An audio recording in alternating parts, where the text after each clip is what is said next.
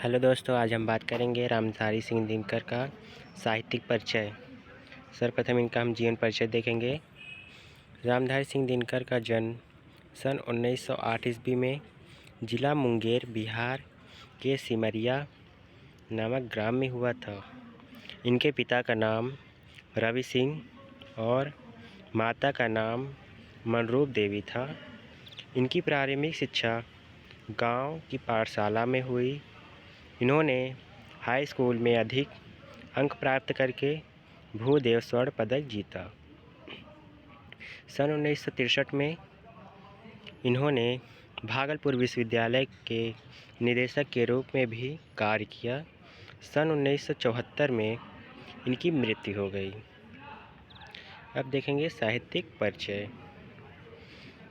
दिनकर जी का अर्थात दिनकर जी की सबसे प्रमुख विशेषता उनकी परिवर्तनकारी सोच रही है।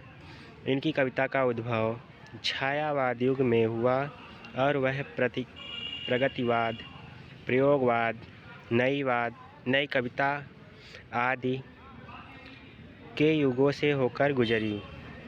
इस दीर्घकाल में जो आरंभ से अंत तक उनके काव्य में रही वह है उनका राष्ट्रीय स्वर। ये राष्ट्रीय भावनाओं के ओजस्वी नायक रहे हैं। ये देशानुराग की भावना से ओतप्रोत, पीड़ितों के प्रति सहानुभूति की भावना से परिपूर्ण तथा क्रांतिकारी की भावना जगाने वाली रचनाएं लिखी हैं।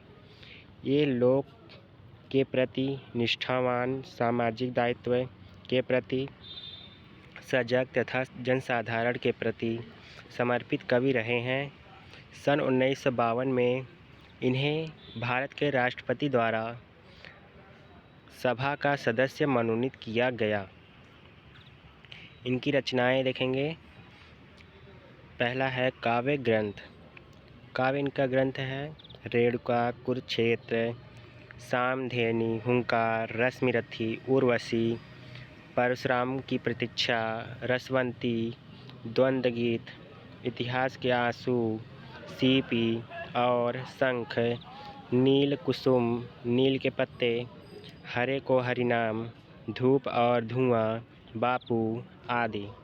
अब दूसरा है निबंध संग्रह मिट्टी की ओर, अर्धनारीश्वर, उजली आग, रेती के फूल। अब तीसरा है आलोचनात्मक ग्रंथ या आलोचना ग्रंथ, शुद्ध कविता की खोज। चौथा है संस्कृति और दर्शन, संस्कृति के 4 अध्याय, भारतीय संस्कृति की एकता। अब हम इनका साहित्य में स्थान देखेंगे। दिनकर जी की सबसे बड़ी विशेषता है उनका समय के साथ गतिशील रहना। यह उनके क्रांतिकारी व्यक्तित्व और ज्वलंत प्रतिभा का परिचायक है।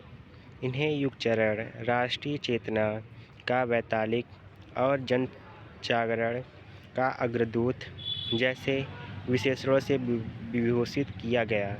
ये हिंदी के गौरव हैं जिन्हें पाकर सचमुच हिंदी कविता धन्य हुई।